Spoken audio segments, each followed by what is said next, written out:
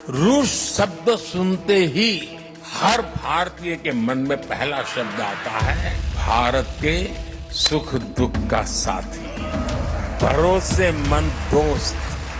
भारत और रशिया की दोस्ती अब की नहीं बल्कि भारत के आजाद होने के वक्त से ही चली आ रही है। फिर चाहे वो नेहरू का दौर रहा हो या इंदिरा गांधी का दौर हो या फिर प्रधानमंत्री नरेंद्र मोदी का, रशिया और भारत की दोस्ती पिछले 7 दशकों में काफी आगे बढ़ चुकी है। और अब प्रधानमंत्री नरेंद्र मोदी अपने तीसरे कार्यकाल में सबसे पहले रशिया के ही दौरे पर गए।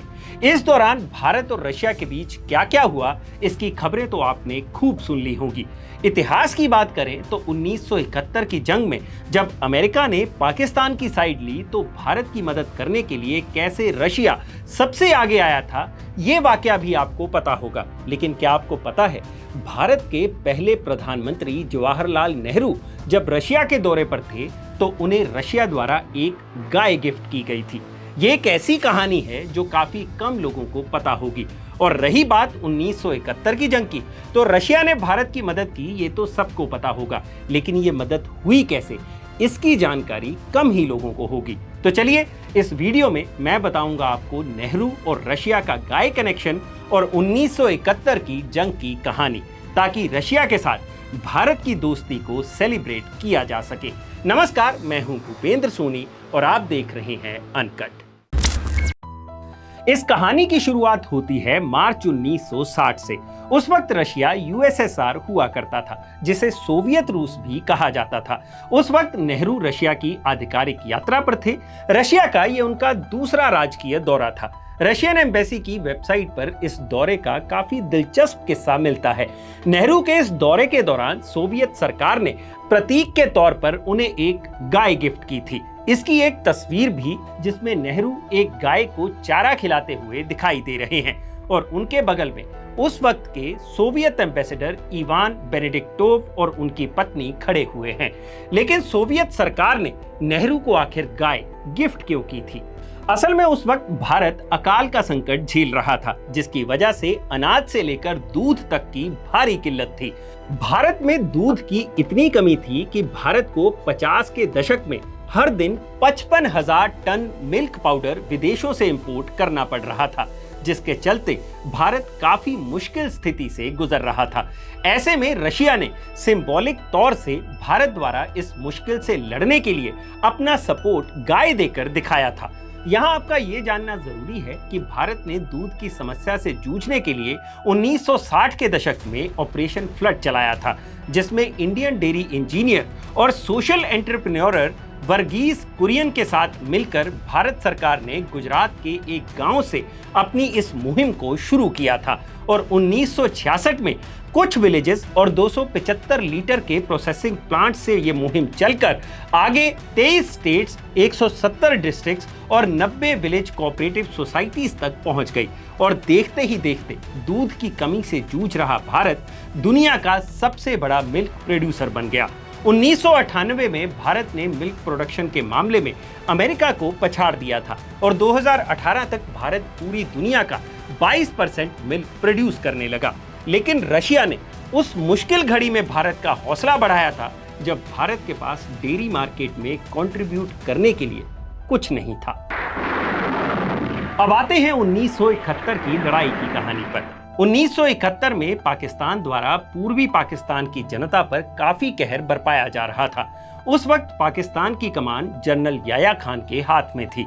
ऐसे में इंदिरा गांधी और भारत सरकार ने रिफ्यूजी संकट को देखते हुए पूर्वी पाकिस्तान, जिसे आज का बांग्लादेश कहा जाता है, में मिलिट्री एक्शन का निर्णय लिया। भारतीय सेना पाकिस्तान पर हावी पड़ रही थी। ऐसे में तब के अमेरिकी राष्ट्रपति रिचर्ड निक्सन ने एशिया में अमेरिकी हितों को देखते हुए पाकिस्तानी सेना द्वारा बांग्लादेश में किए जा रहे कत्लेआम पर अपनी आंखें बंद कर ली और पाकिस्तान का साथ देने का फैसला किया।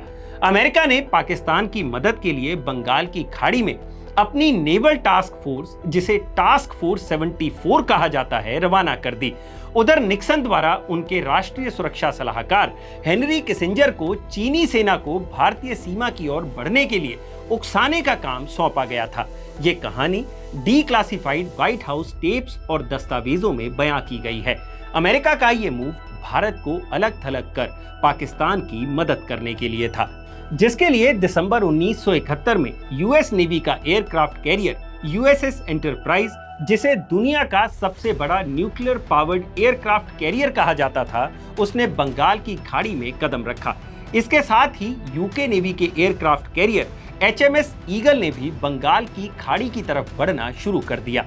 एक तरफ भारत पाकिस्तान के साथ लड़ रहा था, दूसरी तरफ उसके सामने अपने तटों की सुरक्षा का मुद्दा आकर खड़ा हो चुका था।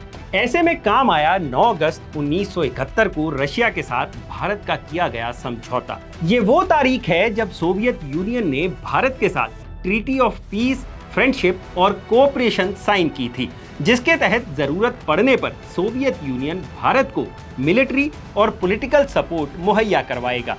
इसी समझौते के तहत भारत ने मुश्किल की घड़ी में रशिया से मदद मांगी और सोवियत यूनियन ने एडमिरल व्लादिमीर क्रुगलियोकोव के नेतृत्व में न्यूक्लियर हथियारों से लैस अपना एक जंगी बेड़ा रशिया से बंगाल की खाड़ी की तरफ रवाना कर दिया, ताकि अमेरिका और इंग्लैंड के जहाजों को रोका जा सके।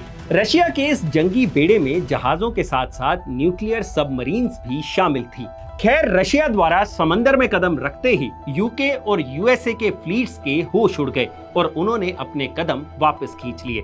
जिसके बाद 1971 की जंग में क्या हुआ ये हम सबको पता है, लेकिन सोचिए, एक तरफ जहां 50 साल पहले का अमेरिका पाकिस्तान के साथ खड़ा था, आज वो भारत के करीब आ रहा है, और वहीं दूसरी तरफ रशिया, जो हमेशा से भारत का साथी रहा, वो थोड़ा थोड़ा चीन की तरफ भी खिसक रहा है। लेकिन विपदा की घड़ी में जब कई मुल्कों ने रशिया पर यूक्रेन वॉर के चलते सैंक्शंस लगा रखे हैं, तब भी भारत निडरता से रशिया से क्रूड ऑयल खरीद रहा है। रही बात पीएम मोदी की इस विजिट की, तो उसने भी दुनिया को ये जता दिया है कि मुश्किल की घड़ी में भारत रशिया के साथ कंधे से कंधा लगाकर खड़ा है। तो ये है रशिया और भारत के बीच में पनप रहे रिश्तों की पूरी कहानी। अगर आपको ये वीडियो पसंद आया हो तो इसे लाइक और शेयर जरूर करें, और जानकारी से भरे ऐसे ही और वीडियोस देखने के लिए सब्सक्राइब करें हमारा चैनल अनकट। शुक्रिया।